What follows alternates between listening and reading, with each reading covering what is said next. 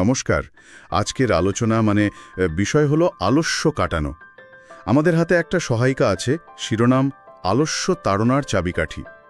এর লক্ষ্যটা হলো এই যে গড়িমসি ভাব, এটা কাটানোর জন্য কিছু সহজ ব্যবহারিক কৌশল জানা। এই সহায়িকাটা কয়েকটা মূল বিষয়ের উপর জোর দিচ্ছে, যেমন ধরুন আত্মসচেতনতা, নিজেকে বোঝা, তারপর ছোট ছোট কিন্তু নিয়মিত পদক্ষেপ নেওয়া, আর অবশ্যই সঠিক মানসিকতা। চলুন একটু গভীরে যাই। তো প্রথমেই যে প্রশ্নটা আসে, এই সহায়িকা অনুযায়ী আমরা কেন সক্রিয় হতে চাই, লক্ষ্যটা কি? বলা হচ্ছে একটা স্পষ্ট কারণ বা লক্ষ্য থাকাটা খুব দরকারি, না হলে উৎসাহটা থাকে না বেশিক্ষণ। একদম ঠিক। এই কেন বা কারণটা খুঁজে বের করাটা আসলেই খুব গুরুত্বপূর্ণ। সহায়িকা যেমন বলছে, এটা আমাদের কাজের পেছনে একটা মানে খুঁজে দেয়।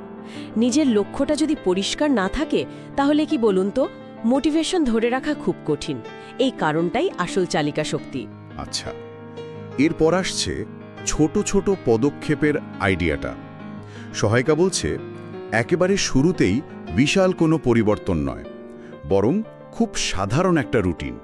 হয়তো প্রতিদিন একটু আগে ঘুম থেকে ওঠা, হ্যাঁ, বা ধরুন 5 মিনিট ব্যায়াম করা, বা শুধু 1 পৃষ্ঠা বই পড়া, আর সেটা রোজ একই সময়ে করা। আচ্ছা, এই ব্যাপারটা একটু খুলে বললে কেমন হয়? এই ছোট কিন্তু নিয়মিত অভ্যাসগুলো কিভাবে শৃঙ্খলা আনে? সহায়িকা কি বলছে? এখানে একটা মনস্তত্ত্বের দিক আছে, বেশ মজার।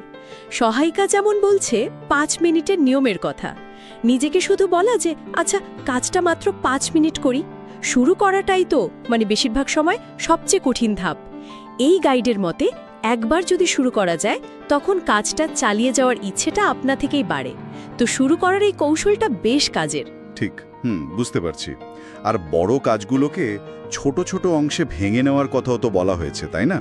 যেমন আমাকে পড়াশোনা করতে হবে, এরকম বড় করে না ভেবে হয়তো ভাবা যায় আজ শুধু 1 পৃষ্ঠা পড়ব বা 3টে নোট লিখব। এতে ওই বিশাল কাজটা দেখে যে একটা ভয় লাগে বা চাপ মনে হয়, সেটা তো কমে যায়। একদম। আর এর সাথে সহায়িকা আরও কিছু জরুরি বিষয় যোগ করেছে, যেমন ধরুন মনোযোগ নষ্ট করে এমন জিনিস থেকে দূরে থাকা। কাজ করার সময় হয়তো ফোনটা একটু দূরে রাখলাম, বা ফোকাস বাড়ানোর জন্য ওই যে অ্যাপগুলো আছে না, হ্যাঁ, ফরেস্ট বা পোমোডোরো টাইমার, ঠিক ওইগুলো ব্যবহার করা। আবার দেখুন, জীবনযাত্রার মানের উপরও খুব জোর দেওয়া হয়েছে। পর্যাপ্ত ঘুম, অন্তত 7-8 ঘন্টা, হালকা কিন্তু স্বাস্থ্যকর খাবার, আর রোজ একটু শরীর চর্চা। কারণটা হলো অনেক সময় আমরা যেটাকে আলস্য ভাবি, সেটা আসলে দুর্বল শরীর বা কম শক্তির লক্ষণও হতে পারে। এটা একটা ভালো প্রশ্ন কিন্তু। আমরা কি সত্যি অলস, নাকি আমাদের এনার্জি লেভেল কম? গুরুত্বপূর্ণ পয়েন্ট।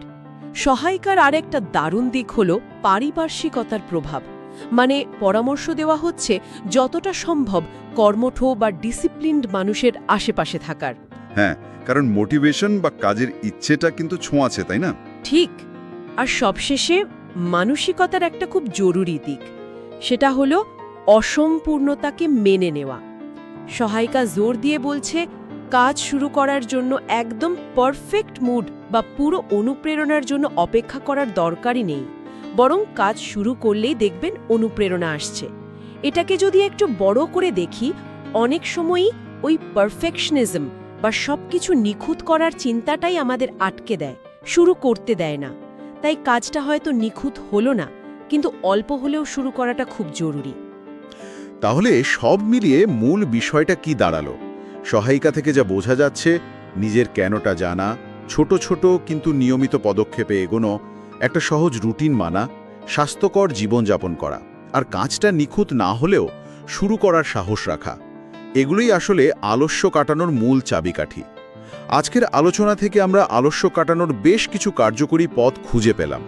নিজের কারণটা বোঝা, ছোট পদক্ষেপে শুরু, 5 মিনিটের নিয়ম, বড় কাজ ভাগ করা, স্বাস্থ্যকর জীবনযাপন, ভালো পরিবেশ, আর অসম্পূর্ণতাকে মেনে নিয়ে শুরু করা। এই পুরো আলোচনা থেকে আমার একটা ভাবনা আসছে।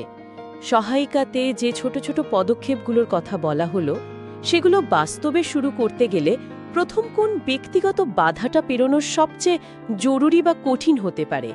এই প্রশ্নটা হয়তো আমাদের নিজেদের ভেতরে চ্যালেঞ্জগুলো নিয়ে আরও একটু গভীরে ভাবতে সাহায্য করবে।